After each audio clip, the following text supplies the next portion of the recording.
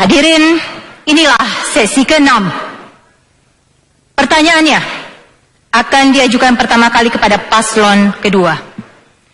Fakta menunjukkan bahwa tawuran dan konflik horizontal antar kelompok di Jakarta masih cukup sering terjadi.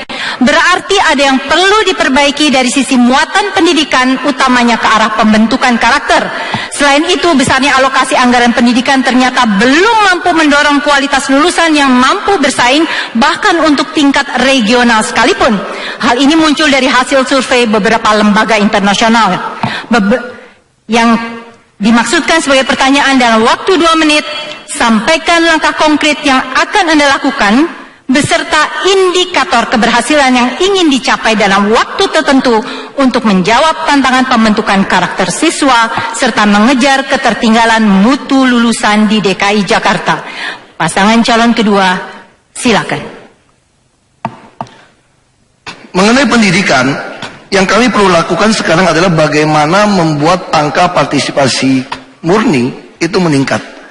Makanya kemarin tahun bandingkan kita sudah naik lebih tinggi daripada nasional. Kita juga terus melatih para guru, sehingga kita harapkan 5 tahun ke depan kita bisa masuk 30 besar dari sistem yang ada di dunia. Ini yang kita akan lakukan, terus sertifikasi. Nah, bagi kami sebagai penutup, kami memiliki visi, misi, program, semua terukur dengan angka. Sebetulnya bagi kami suka debat seperti ini. Kami mengharapkan ada masukan-masukan yang baru, yang baik untuk kami memperbaiki jika kami diberikan kepercayaan kembali. Tapi terus terang deh, tadi saya mencatat beberapa hal. Banyak sekali hal yang disampaikan itu bukanlah sesuatu hal yang baru. Misalnya ketika mengatakan masih ada pusat olahraga, pusat budaya, kami telah menyelesaikan 188 lokasi ruang publik terpadu ramah anak lengkap dengan pusat olahraganya. Ketika Pak Anies mengatakan tidak berani menutup Alexis, wah, kami sudah menutup stadium dan Miles. Begitu ketemu narkoba, kami tutup. Nah, disayangkan ketika Pak Buas cukup dekat dengan saya, kirim surat kepada Pak Anies waktu jadi Menteri Pendidikan untuk kerjasama masukkan dalam kurikulum anti narkoba, ditolak dari Pak Menteri waktu itu. Ini juga sedikit masalah. Nah, jadi bagi kami, tentu perjuangan kami jadi gubernur DKI itu bukan hafalan, bukan juga retorika. Ini membutuhkan visi misi yang terukur dan dikerjakan, diimplementasikan. Karena itu perjuangan kami ini belum selesai. Kami ikut ini untuk apa? Untuk minta izin kepada warga DKI supaya kami menyelesaikan perjuangan kami yang belum selesai ini. Baik, itu tadi jawaban dari paslon kedua. Dari pendukung paslon kedua, ingat kita masih punya kesempatan untuk paslon yang lain. Saya berikan kesempatan kepada paslon ketiga dalam waktu 2 menit, sampaikan langkah konkret yang akan Anda lakukan beserta indikator keberhasilan yang ingin dicapai dalam waktu tertentu untuk menjawab tantangan pembentukan karakter serta mengejar ketertinggalan mutu lulusan di DKI Jakarta. Begitu kita berbicara mengenai meningkatkan mutu pendidikan, maka bukan hanya sekedar persekolahan. Tentu sekolah harus dibereskan, tapi jangan lupa visi menjadi penting. Tadi dikatakan visinya penting. Visinya bicara tentang, tadi saya catat,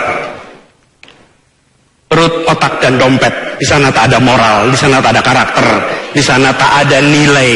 Justru yang mau kita bangun adalah iman, takwa, akhlak. Karena yang dibutuhkan bagi masyarakat Indonesia adalah pendidikan yang menumbuhkan karakter moral dan karakter kinerja. Karakter moral artinya jujur, ikhlas, tuntas, beriman. Tetapi karakter kinerja, kerja keras, kerja tuntas. Pendidikan bukan sekedar penyiapan kepekerjaan.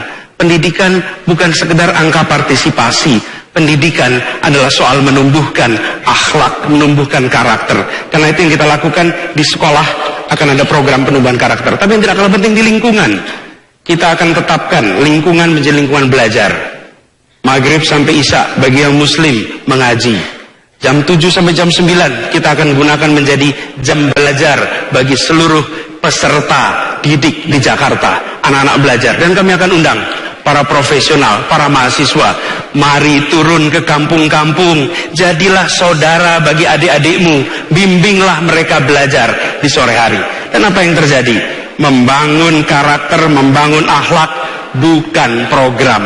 Membangun karakter menjadi gerakan. Sekota ini akan tumbuh karakternya, akan tumbuh menjadi kota di mana warganya merasakan kebahagiaan karena satu sama lain saling menunjukkan karakter yang mulia. Kepemimpinan tak hanya fokus pada material, tapi fokus pada moral bangsa. Pak Anies, waktu habis. Ya. Kini giliran kami berikan kepada paslon pertama dalam waktu 2 menit. Sampaikan langkah konkret yang akan dilakukan beserta indikator keberhasilan yang ingin dicapai dalam waktu tertentu guna menjawab tantangan pembentukan karakter serta mengejar ketertinggalan mutu lulusan di DKI Jakarta. Saya suka sekali pertanyaan ini. Bagaimana membangun karakter Jakarta, masyarakat Jakarta? Sebelum kita jauh berbicara tentang program, kurikulum, sekolah, pendidikan formal, terlebih dahulu lihatlah diri kita sendiri. Sebagai pemimpin harus bisa menunjukkan memiliki karakter yang baik, yang bisa menjadi contoh yang baik, menjaga harmoni, toleransi di atas perbedaan, menjaga persatuan tanpa harus menjadi homogen. Ini adalah kekuatan bangsa kita, ini adalah kekuatan Jakarta kita. Kita ingin menjadi kota, ingin menjadi bangsa yang benar-benar memiliki karakter yang kuat, karakter yang unik. Tidak harus kita serupa dengan karakter negara, bangsa, atau kota lain di dunia.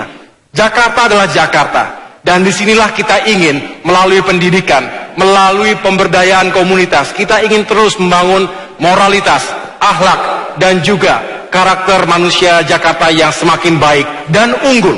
Ingat, abad 21 adalah abad yang ultra kompetitif.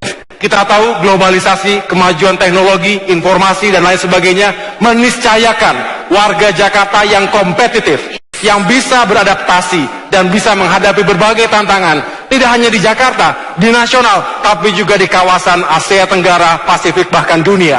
Kita bisa kalau kita berbuat yang terbaik, dan sekali lagi ada goodwill dan contoh yang baik dari pemimpinnya. Bersama-sama kita bisa. Dan ini sekali lagi membutuhkan kesadaran dari semua pihak. Dan tadi ditanyakan parameter, indikatornya apa? Yang jelas negara kita adalah the third largest democracy in the world. Negara terbesar demokrasi ketiga setelah India dan Amerika Serikat. Yang jelas apabila warga kita benar-benar mematuhi demokrasi dan meyakinkan bahwa negeri ini panglimanya adalah hukum, bukan kekuasaan. Terima kasih.